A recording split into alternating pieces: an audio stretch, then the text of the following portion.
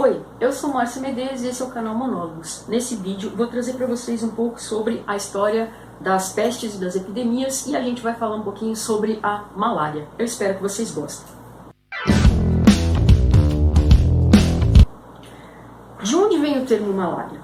Ele é originado das palavras mala, que significa mal, e aria, que significa ar, sendo o nome dado pelos camponeses italianos da região da Campanha, quando eles se convenceram de que a doença surgia devido ao ar fétido dos campos nos quais habitavam e que eram pantanosos. Portanto, malária quer dizer exatamente isso, mau ar ou ar maligno, ar maléfico.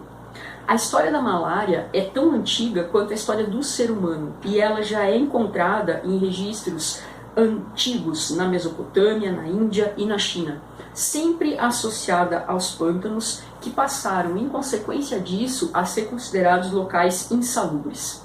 Mas até o século XIX eram muito poucas as pessoas que associavam a malária ao mosquito como propagador da doença.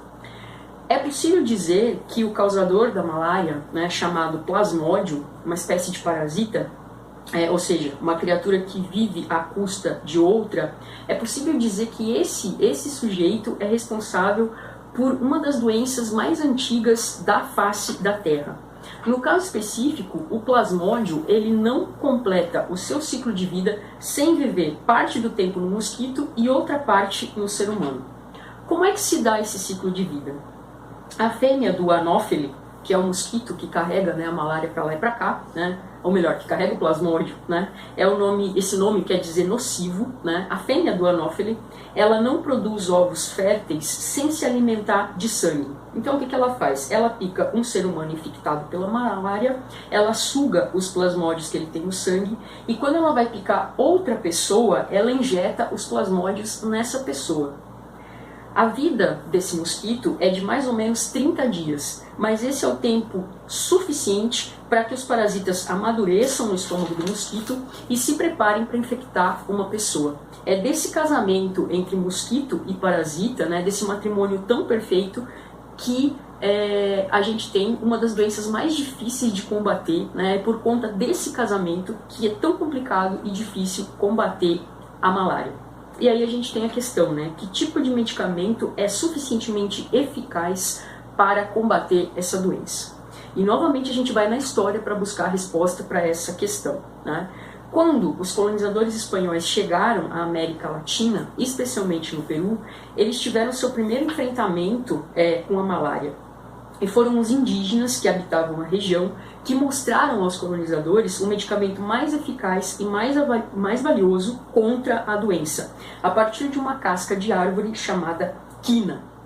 Os europeus começaram então a usar a quina para tratar todo tipo de febre, o que gerou um problema, porque a quina só é eficaz efetivamente contra a malária, o que já é um tremendo ganho. Então, o problema não foi o que os indígenas ensinaram aos espanhóis, o problema foi como os espanhóis utilizaram algo que foi ensinado pelos indígenas. Foi só em 1820 que dois químicos franceses determinaram que a substância da casca da quina que era benéfica contra a malária, e essa substância é chamada de quinino. E foi aí que as pessoas perceberam que a casca da árvore era eficaz não só para melhorar os sintomas da doença, como também para preveni-la.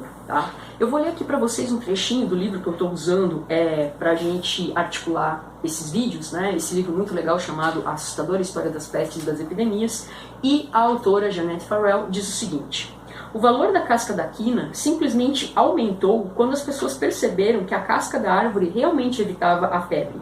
Ainda não entendemos exatamente como o quinino cura a malária ou como evita a doença, mas ficou claro que se a pessoa tomasse infusões regulares da droga, não contraía malária. Então isso é uma questão aí bem importante que a gente precisa salientar, a descoberta desse medicamento eficaz. Voltando a falar um pouco sobre a questão do plasmódio, dos mosquitos, por viver dentro dos mosquitos de um determinado lugar, a malária costuma reinar absoluta, ou seja, todas as pessoas que vivem naquele lugar, elas vão acabar contraindo a doença, elas vão acabar sendo portadoras dos plasmódios. Nesse caso, a malária pode ser considerada como uma doença endêmica porque ela está sempre presente em uma determinada área. A pessoa que vive nesse local pode se tornar inclusive uma, entre aspas, metrópole apinhada de plasmódios. O que isso quer dizer? Tá? Só para vocês terem uma ideia, vou ler de novo aqui mais um trechinho do livro. Um pesquisador que examinou nigerianos em 1930 descobriu que, aos 4 meses de idade, metade das crianças tinham os parasitas da malária no sangue, assim como todas as que ele examinou na faixa de 1 a 2 anos. A malária fazia um trato com as pessoas que infectava várias vezes desde o nascimento. Aquelas que sobreviviam aos primeiros 5 anos de vida continuavam saudáveis com os parasitas da malária dentro do corpo, reproduzindo-se, sendo sugados de volta por novos mosquitos e gerando mais parasitas. Isso quer dizer o quê? Que a maioria das pessoas que habita regiões maláricas e que sofrem reinfecção tem intercorrências leves e não fatais, como febres e calafrios. E nisso, o parasita vai se alimentando e vai se reproduzindo. Agora, se alguém novo chega à região, alguém que nunca foi exposto, aí é diferente. E essa pessoa, ao contrair a doença, pode efetivamente morrer de malária. A doença se manifesta em 4 variedades distintas na frequência e na recorrência das febres e no grau de fatalidade. Tá? Quando ela entra em contato com o corpo humano pela primeira vez, ela vai para o fígado e aí ela assume uma forma que infecta as células vermelhas do sangue. Essas células meio que explodem, né? E o seu rompimento causa os calafrios e a febre. O ciclo de infecção ocorre a cada 2 ou 3 dias, né? E, portanto, a cada 2 ou 3 dias essa pessoa vai sofrer desses calafrios e dessas febres, sendo que isso pode permanecer acontecendo no corpo da pessoa por meses. Tá? Se a pessoa sobreviver a isso, ela tem chance de dominar a infecção, mas nem sempre isso acontece definitivamente. Há outras 2 formas de malária em que os parasitas permanecem no fígado do sujeito por anos e sem aviso eles se manifestam em ciclos que induzem a febre. Tá? Esse tipo de infecção não costuma ser fatal, mas interrompe o cotidiano da pessoa e a deixa bastante debilitada, dificultando então toda a função da vida da pessoa, o trabalho, a convivência com outras pessoas, etc. A última forma de malária, conhecida como Plasmodium falciparum, não é recorrente, mas essa sim pode ser fatal. Nesse caso, o parasita interrompe o suprimento de sangue para órgãos vitais. Se o bloqueio atingir cérebro, rins ou pulmões, efetivamente a pessoa vai morrer por conta da doença. Tá?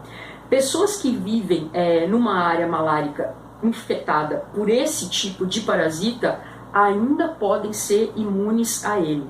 Porém, em se tratando de jovens, gestantes e recém-chegados à região, esse tipo de malária é particularmente fatal.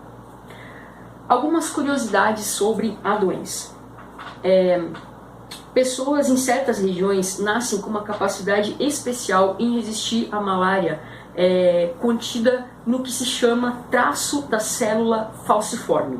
Tá? O que isso quer dizer? Essas pessoas efetivamente elas têm uma capacidade de resistir à doença. Tá? Porém, se 2 pessoas portadoras desse traço gerarem filhos, a probabilidade de que essa criança sofra de anemia falciforme é de 1 para 4. Tá? Na década de 1950, a OMS aproveitou a descoberta do DDT, agora é o momento que meus alunos da química vão rir da minha cara, de clorodifeniltricloroetano. Eu tive que ensaiar para falar essa palavra. Tá? Quando se descobriu o DDT, foi pensado nele como uma arma eficaz no combate da malária. Mas os problemas ecológicos que o DDT causou, né, ele é um veneno, tá, foram muito maiores do que os benefícios alcançados. O grande problema com as drogas que são produzidas para o combate à malária diz respeito ao fato de que o processo de produção é caro, demorado e arriscado. E a doença, efetivamente, ela ataca pessoas que vivem em regiões mais carentes do mundo, longe dos maiores laboratórios farmacêuticos. Então a gente volta sempre ao início de tudo. Quanto valem efetivamente essas vidas? Esses 2 últimos vídeos que a gente gravou da tuberculose, se você não assistiu, assista. E eles incidem numa questão que envolve um processo muito importante da bioética e do cuidado em saúde. Sempre vou voltar a repetir. Se nós salvarmos uma vida, isso já tem validade. A gente não deveria mensurar a cura de doenças por lucro financeiro. É quando a gente tem esse mercado invadindo, né, o âmbito da pesquisa, nós temos um problema muito sério. Aí a gente não está pensando em saúde, a gente está pensando em lucro. E a partir desse momento a ciência deixou de servir a sociedade e passou a ser um instrumento de opressão. É contra isso que a gente deve lutar. Espero que vocês tenham gostado desse vídeo. Fiquem ligados, teremos mais novidades aqui no Monólogos. Curtam o canal, toquem no sininho, ativem para receber as notificações. Monólogos foi feito para vocês e para ser apreciado sem moderação.